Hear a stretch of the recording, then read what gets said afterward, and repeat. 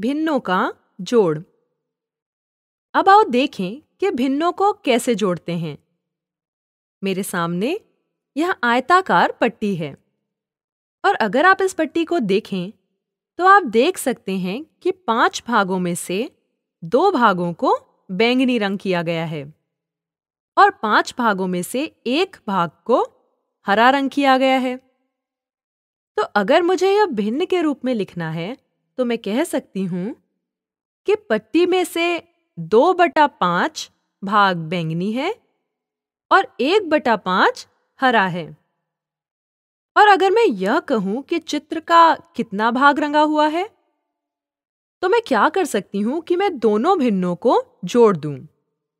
फिर मैं यह कहूंगी कि 2/5 जमा 1/5 बराबर है 3/5 और यह वो भाग है जो चित्र में रंगा है, ये परवाह किए बिना कि कौन सा रंग है। अब आप चित्र में देख सकते हैं कि 5 में से 3 भाग रंगे हैं। आओ एक और उदाहरण लें। अब इस स्थिति में 5 में से 2 भाग बैंगनी रंगे हैं, जिसे मैं भिन्न 2/5 की सहायता से दिखा रही हूं। और हरे रंग के भाग को मैं भिन्न 3/5 की सहायता से दिखा रही हूं। और मैं देख सकती हूं कि पूरी पट्टी में से सभी 5 भाग रंगे हुए हैं। तो मैं यह कह सकती हूँ कि 2/5 जमा 3/5 बराबर है 5/5, जो कि 1 के बराबर है। 1 का मतलब है पूरी चीज, पूरी पट्टी रंगी हुई है। तो हमने यहाँ क्या सीखा? हमने देखा कि जब हमारे पास समान भिन्न हैं, समान भिन्नों से मतलब है जिनका हर बराबर है। जब हमारे पास समान भिन्न हैं, हमारे पास अंश हैं और हर हैं, जो कि दोनों में समान हैं।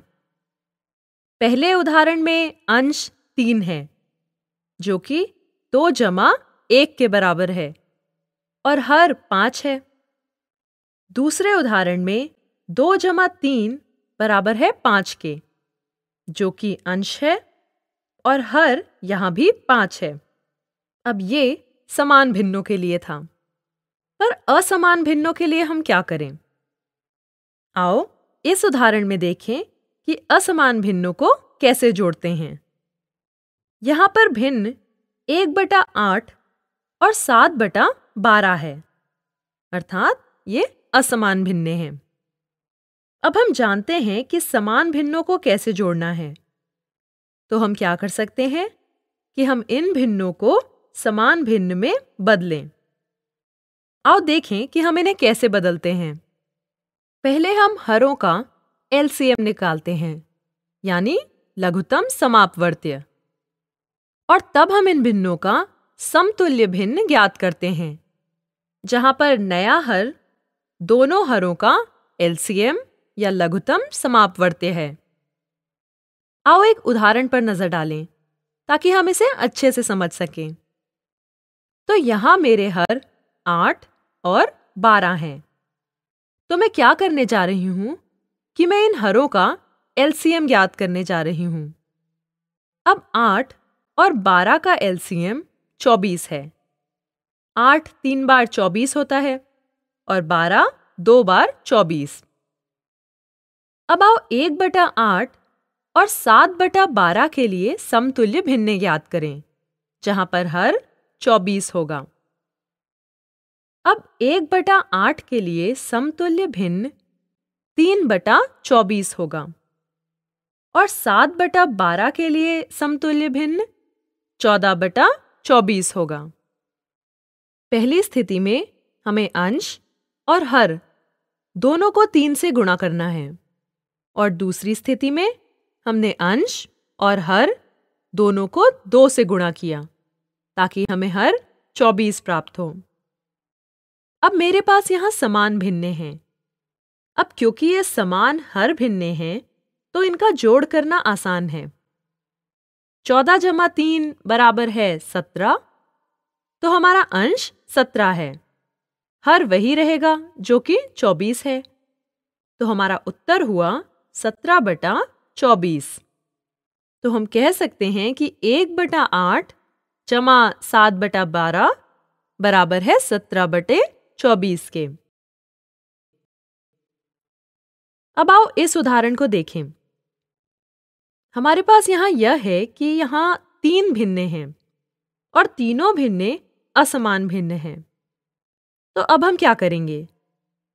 हम पहले हरों का एलसीएम या लघुत्तम समापवर्त्य ज्ञात करेंगे और 2, 4 और 5 का एलसीएम 20 निकालेंगे।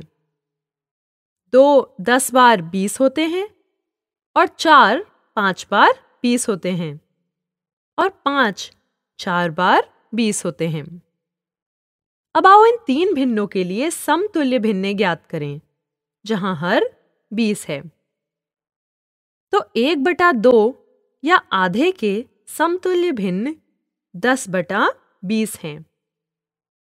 3/5 के लिए समतुल्य भिन्न 12/20 है और 1/4 के लिए यह 5/20 है। अब हमारे पास सभी समान भिन्ने हैं और इन्हें जोड़ना बहुत ही आसान है। चलो कहें कि 10 जमा 12 बराबर है 22 के। 22 जमा 5 बराबर है 27 के। तो हमारा उत्तर है 27/20।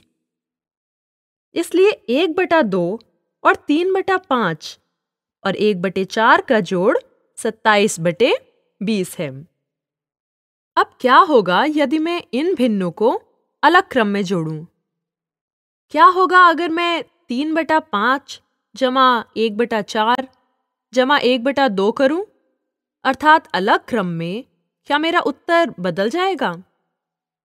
नहीं, उत्तर हूबहू वही रहेगा। तो हमने यहाँ पर सीखा कि हम भिन्नों को किसी भी क्रम में जोड़ सकते हैं और जोड़ अर्थात परिणाम वही रहेगा। यदि आप चाहें तो आप यह प्रयास कर सकते हैं। आप कोई भी भिन्न लें और उसे किसी भी क्रम में जोड़कर आप इसे जांच सकते हैं।